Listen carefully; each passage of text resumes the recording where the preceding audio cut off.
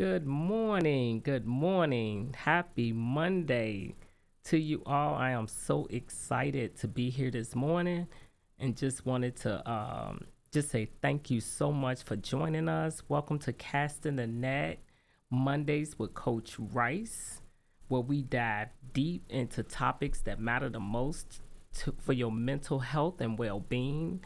I am your host, Coach Rice, your professional certified life and health coach and trained mental health counselor. And I just want to welcome my special guest today. His name is Darren Jewell, inspirational speaker and coach. He's on the cover of International Business Weekly. And today we're going to explore a interesting topic, the 50-year comeback, a neuroplasticity journey that he had during his time. And I just want to just welcome him and just say, Darren, I am so grateful that you have chose to come on the show today. I just Darren, please tell us where you're from and what was the pivotal moment that led you to begin your journey as an inspirational life and health. I mean, inspirational speaker and coach. That what was the pivotal moment for you? Okay. So, first of all, thank you very much for inviting me onto your podcast. Um, the pivotal moment was that I actually recovered from a brain injury, which I had um, 50 years previous. So that's why I called it the 50-year comeback, because people who would think that you could actually um, heal a 50-year-old brain injury? Uh, but yeah, I did. So So how was that journey for you? Like, what was it about you know, did you uh, want? what was the most challenging thing that you faced uncovering what was going on with the brain injury? Well, when it happened, when I When found when out when that, it, well, wait a minute, back up. Let's find out what was yeah, the accident that caused the brain yeah, injury. yeah. Um, so uh, so I was 15 months old, and we lived in a there was in a ground floor flat, and there was two floors above, and there was a spiral staircase outside the back door. And 50 years ago, the bars on spiral staircases and balconies were not cot width. So my mum turned her back. My two siblings were at school. My dad was at work. Me and my mum had just had lunch. She was washing up the dishes, and I crawled out the back door, crawled up this spiral staircase, and the next thing she heard was just a thud, and as I hit the floor. So I just fell from the spiral staircase and landed on my head, and was rushed into hospital, and spent about 3 weeks in a coma. And yeah, so that's what happened. And how old were you again? You said how old? 15 months old. 15 So months old. Okay. yeah, Wow, that and was I very say to young. I say to people that uh, 3 weeks in a coma doesn't seem like a long time, but in baby terms, it is, because I lost those 15 months. Yeah, those 15 months were just completely wiped out. So, And so, how did it affect your life as you continued? As you continue to grow into, young, so kindergarten. Now you in school. yeah, How was that for you? so it was challenging in some ways, because um, I damaged the left side of my brain, and uh, it weakened. So the left side of your brain operates the right side of your body, and vice versa. Right. So it weakened. It weakened the right side of my body. So as I was growing up, if I had an accident that most people would like get up, like if they fell over, they would get up and just carry on. Now I'd fall over and I would break a bone if if I had an accident. So I broke my arm, broke my leg, broke my wrist a few times. So it's I suppose a little bit like brittle bone. So I wait I so I went through that as as I was growing up. Luckily I've not broken anything over the last few years. Um, and it for some reason it's probably because I was not using my right arm at all as I was growing up, so my left arm was much stronger than um, kids my age. So kids would take the mick out of me because I was slow in talking. So as kids are, they'd start picking on me, and in the end, I like um, maybe push them away or something, and I would quite often hurt the kid without even realizing because I'd got um, a much stronger arm. And my dad used to be a boxer, and we used to have muck around like fights. And I used to, if I punch him on the arm or something, he'd go, "Do you know what? That's the strongest punch I've had." So after a while, I realised I was stronger. So when I went to started secondary school, um, I didn't fight. I was picked on for um, I was picked on for the whole of like my secondary school. So for 5 years, I was bullied because I would not fight back. And then I one day I was sitting next to this guy who was supposed to be the strongest person in the school, and he he punched me on the arm, and luckily it was my good arm. So I just went, if you're gonna hit me harder than that, or leave me alone. He hit me about 5 times, and each time it did hurt a little bit, but I wasn't gonna let on. And um, each time I said, "Gonna punch me, hit me harder," and in the end, he walked out of the class and said, "I suggest," he said to all the bullies who picked on me, um, leave Darren alone because I've just hit him the hardest I could, and I've not hurt him. So I think he knows he's strong and he's not going to fight. He's not hitting anyone because he knows he can hurt you. So just leave him alone.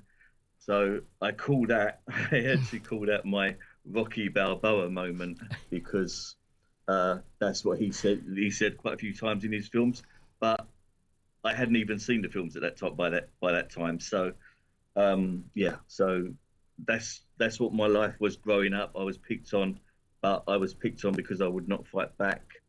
And then my parents were told while I was in a coma that I would not get a good job because my brain would not retain information.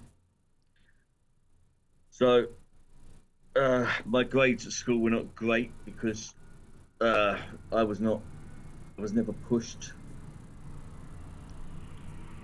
I was never pushed at school, but I amazed all my family by training to become a chef when I left school. So I went to catering college, trained as a chef, and that is not just um, physically challenging; it's mentally challenging as well because you've like got so many jobs at the same time. And I managed to do that for like I was in I was like actually working in kitchens for about 16 years, 16, 17 years. And then I started to fall over, and then I had my very first MRI scan. So is that okay for the moment? Do you need to ask me another Yes. question? Yes, that's you doing great actually, doing great. Yeah.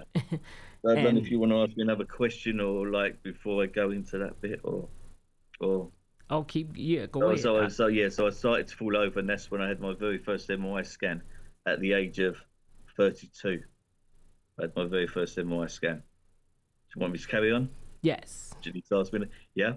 So yeah, this GP said that I was really weak, so he sent me for my very first MRI scan, and at the age of 32, and I found out that I'd got pressure on my spine in two places. That's why I was falling over in my lower back and my neck.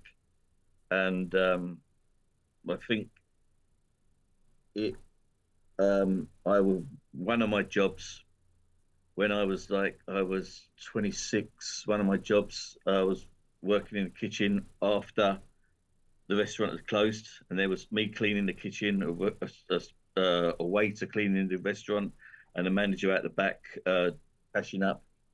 And somebody broke into the restaurant through the front door, smashed his way through the front door, and uh, because I wear glasses, if probably thought, he's a target, punched me in the face, and um, spent a while restraining him until like the police come.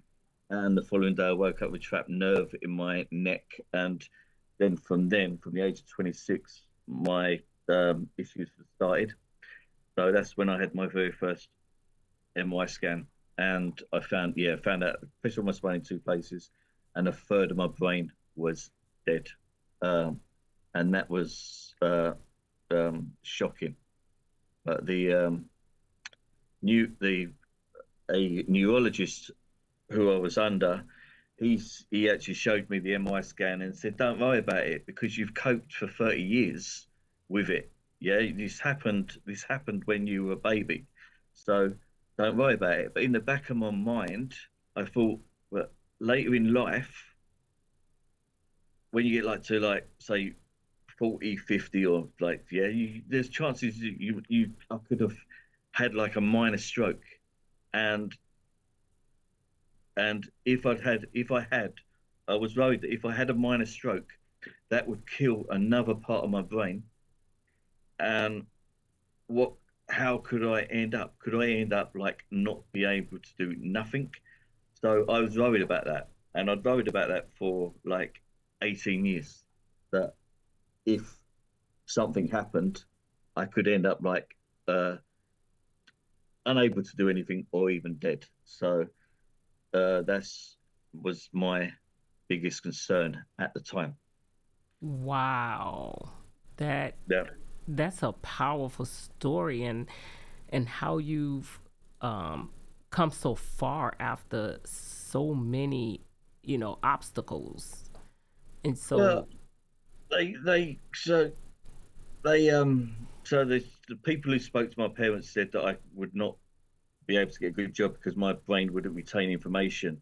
Um, I I started to get uh working in catering is hard. It's like like working weekends and every evening, so you don't get much life, so social life. So I retrained as a plumber, which I started about a week before I got assaulted.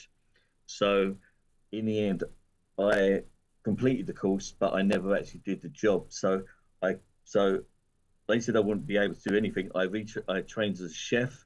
I then trained as a plumber, and then because of the falling over, I thought, okay, I need to retrain again to something where I can sit down. So I retrained again as a website designer.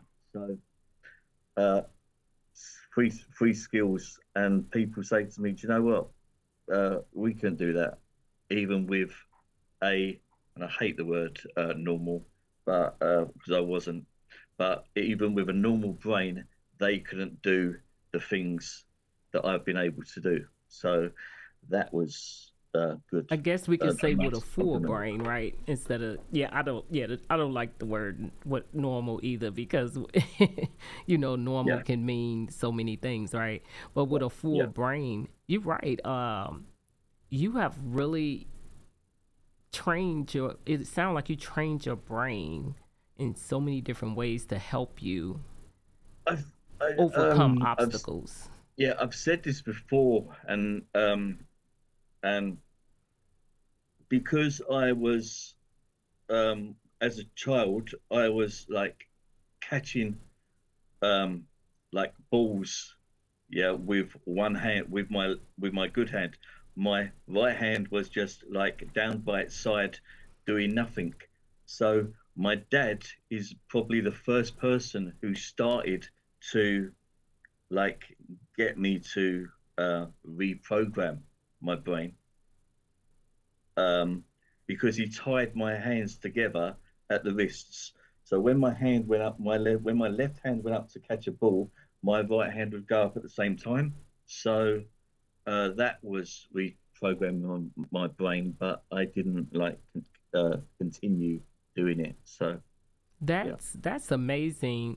Now, even today, so you are do you still only have a portion of your brain that's functioning even just to this day? No, I actually have um, my last MRI scan showed that um, my the left side of my brain, which was dead, is now um, working completely. There was a small spot, a tiny small spot in 2021 uh, that was uh, dead. It was so tiny the neurosurgeon had to zoom in to show me the spot, because I said there's like no, it's not my MRI scan, because there's no visible brain damage. He said there is, but there's just like you had to zoom in. So yeah, so no, it's now fully um working. So What do you think caused it to come to that level of where it had the ability to almost reformed itself, correct? yeah, well, you hear people say a lot now. You don't People don't say neuroplasticity unless they're like unless they like yeah, they just don't. Most people don't say it. Most people just say we rewire the brain. So um, I this all started. This whole what has happened to me now, what has brought me to this moment now, is actually the outbreak of um, COVID.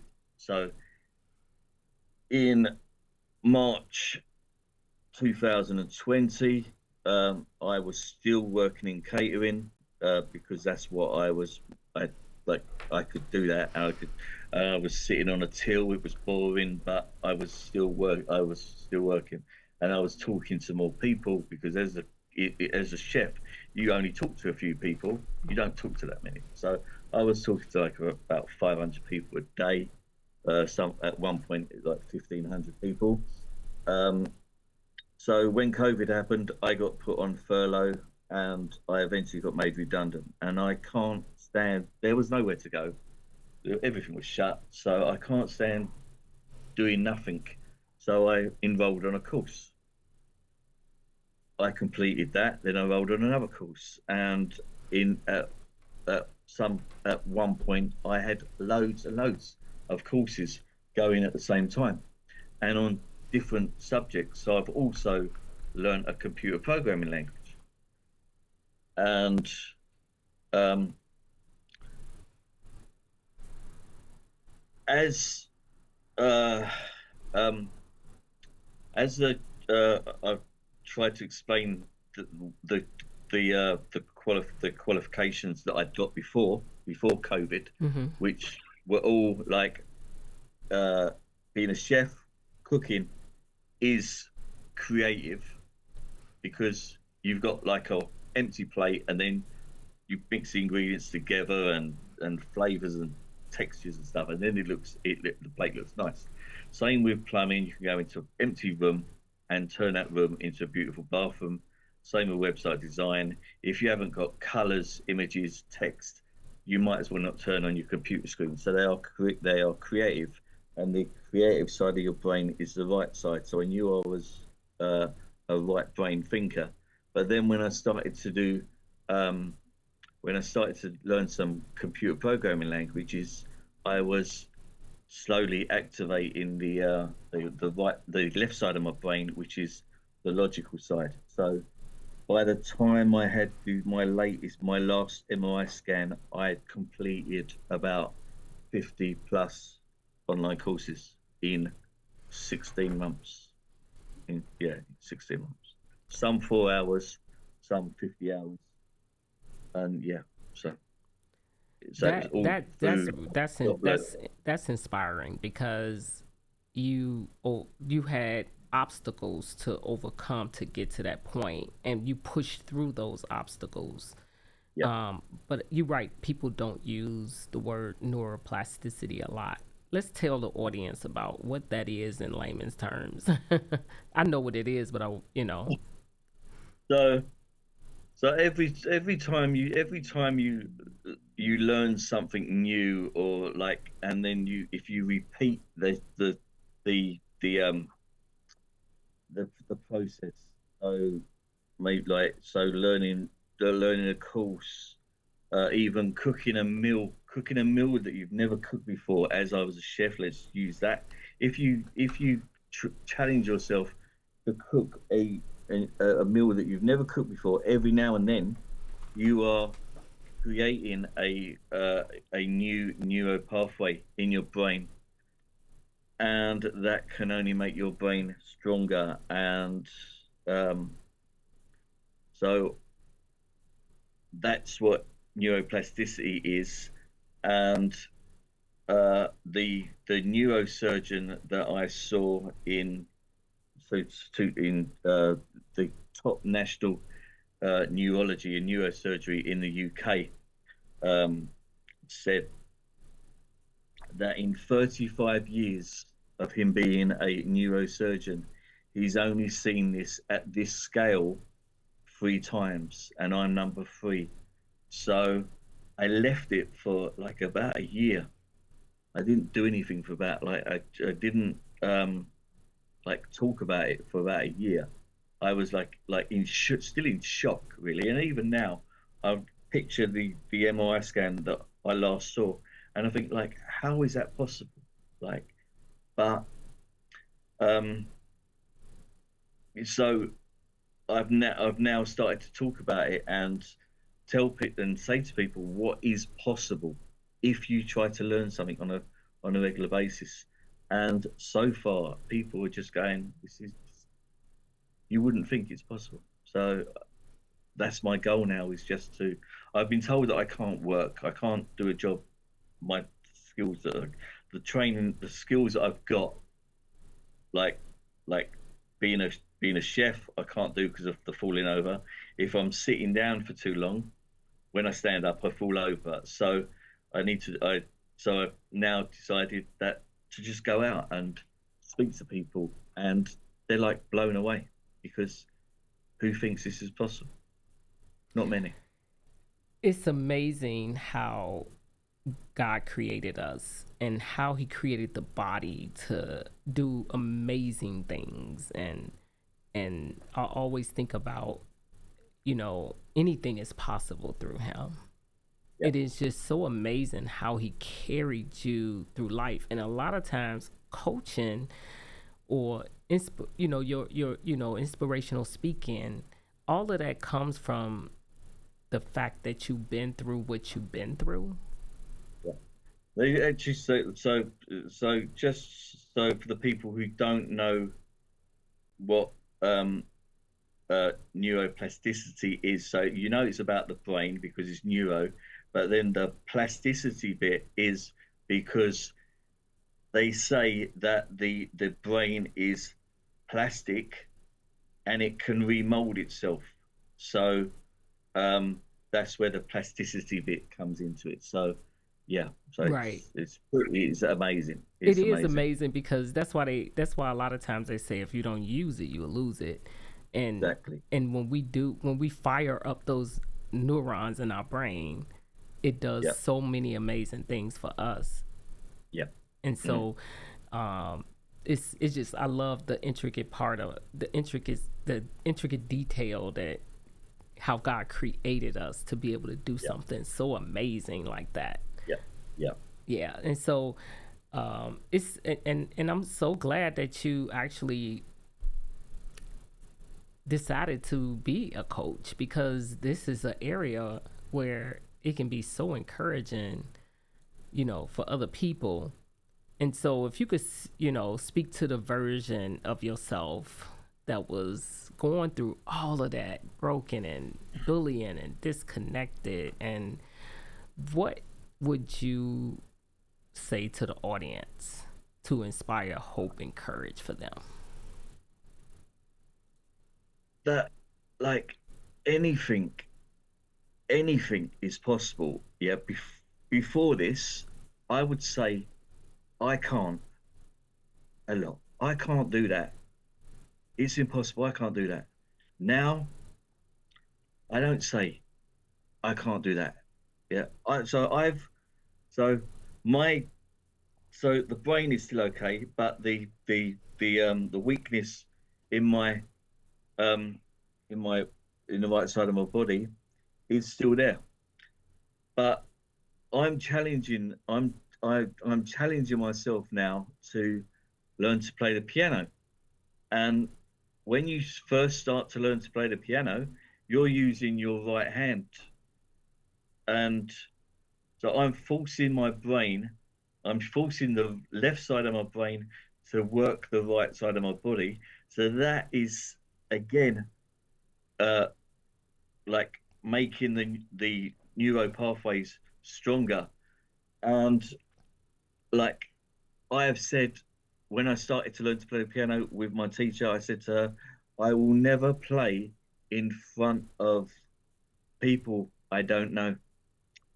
And uh, a year later, a year later, in June of this year, I took part in my very first recital, and on Sunday just gone, I took part in a Christmas themed recital, and don't is nothing is impossible. Nothing. And if this has got to be, um, for me, it's amazing. It's changed my life anyway. So yeah, just don't say no. I can definitely see how this is inspirational and how you ended up in a magazine, because this is a very amazing story of not it's amazing story of like overcoming obstacles, overcoming um physical ailments to get moving, to move past what you feel. You didn't sink in and just sit, you move forward. And it's Yeah. like you make everybody else can, and it makes me personally feel like no excuses. That's all I hear, I no excuses, yeah. because you could I do I anything you I put your said mind to. I said to, one of the last things I said to the neurosurgeon who showed me the MRI scan. I said, like, so before I said I can't.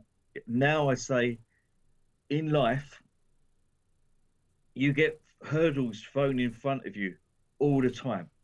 Yeah. And um the way I look at it now is, yeah, you can there's people think there's um three ways of getting over, like, past the hurdle: over it, like in athletics, round it, or under it. And I say I don't. I just think it's not there, and go through it. Like, I visualize that the obstacle is not there, and just smash through it. And he said to me, that could also be a part of why this has happened, because I've not seen anybody like with your positivity. Yeah. So that is the way you look at life as well. There's just so much. So yeah. So yeah. Yeah, as a coach, I teach my clients about the power of visualization, because when you visualize the outcome being successful, you can Yeah. push past everything else, because you saw yourself. You literally was there. you smelled what it was like, you felt the emotion behind it, you Yeah. connected to it. I always think about it as a relationship, Yeah. is you fostering a relationship of that vision and that Mm. goal, and then that's what you focus on. And the Yeah. power is in the relationship that you connected to it, along with asking, the Lord for help to get there. But you really actually can actually reach that goal because you saw it, the vision. You didn't get that vision by yourself, you got that vision from God. And so when he Yeah. show you those things, you can actually walk in that path and really Yeah. actually make it, be successful in it. Yeah. Yeah. I was saying to uh someone on one of my courses I'm doing, we do like things like this, like talking on the computer, and I said, like the visualization. This is probably one of the most powerful things I've heard. Like, uh, uh, like, because I wasn't visualizing my brain getting better. Now, have you seen the film the King's Speech? No, I haven't. No, well, it's about um the Queen's the late Queen's dad, who had a stutter, and he has this guy like teaching him how to talk properly. But the actual director of the film, he had um he had he had a cancer, bladder cancer, I think it was, and he had the cancer taken away, and he was fine. And a few years later, it come back again. And his wife said to him, "Let's try and like think about this differently." And she said, "Try and visualize it getting smaller." And he thought, sounds a bit weird, but I'm gonna go along with it because she's my wife, and I'm not gonna see it. So he did it. He every day for like a couple of hours a day, he would sit down and visualize the cancer getting smaller. When he went back to have the actual cancer removed, they opened him up and it was gone because he visualized. Because there's no way, it's amazing. Visualization is so powerful, and that is incredible. That is incredible. I Mm. really truly thank you so much for being on the show, and I'm so excited about your coaching journey. And what do you have exciting coming up? So I've so it was only on Friday that I found out about the the article on the International Business Weekly, and uh, so I've been sent a digital version of it, and I've been told that um, now from now um, things are going to like hopefully take off. So I'm creating my course, and I'm still learning. I'm still doing loads and loads of courses. So hopefully hopefully in 2025 it's going to be a good year, because I just want to I'm not saying to people, look at me, look what I've done. I want to say to people, look what is possible. So I just want to help as many people. And if that means doing a lot of traveling, then um, I, um, I need to do that. And like on my course that I'm doing, I was told my avatar should be um, CEOs, but now I'm connecting with uh, sports people, professional sports people. I've contacted the the British Army, because I spoke to two soldiers at a London business show, and they said, "Do you know what? In the army, we've got so many people with brain injuries, and you could help them so much." So that is in the pipeline, and if that happens, then hopefully I can even contact other um, countries, and I've also got people saying, like, I've got connections with interpreters, so I'm looking at like doing a lot of traveling and talking to people, so Well, and I am hopefully so glad your heart. inspire them to do something, learn something. I'm so glad that you have a heart for it and that your heart is moving toward helping others. And Yeah, I know that you're gonna do well. it's not about me, it's about what help I can give to other people, and because if it can happen to me, it can happen to uh, anybody. So if you if if you've got if your mindset is in the right place. That is so true. It definitely, if your mindset is in the right place, and also, the hand of God is in it, you can conquer anything in the world. And I just want to thank you so much for coming on the show today. And um, to the Thank you. audience, thank you for listening. If you feel that this show was a benefit, please share and subscribe Yeah, to the channel. I will put the links for um, Darren in the YouTube video channel so you can reach out to him, and so you can know how to reach out to him as well. And also, just want to just say happy Monday to you guys in San Antonio. It's a little foggy, but it's still a beautiful day. And just want to say enjoy your Monday. We are signing off. And like I said, if you feel like this has been a benefit, please make sure that you share it with others. Thank you so much for listening, and have a excellent Monday.